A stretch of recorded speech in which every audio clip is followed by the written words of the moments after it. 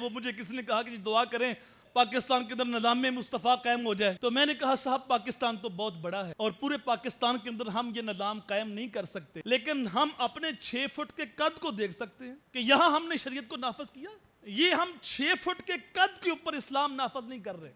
अपनी वदाकता, अपना किरदार अफ़आल, अपनी निजी ज़िंदगी, अपनी आइली ज़िंदगी, अपनी कारोबारी ज़िंदगी, अपनी सियासी ज़िंदगी, अपनी माशी ज़िंदगी देखें ना, ये गैरों के मुताबिक है, ये हजूर के गुलामों के मुताबिक है। तो जब हम 6 फुट के कद पे इस्लाम नाफज नहीं कर रहे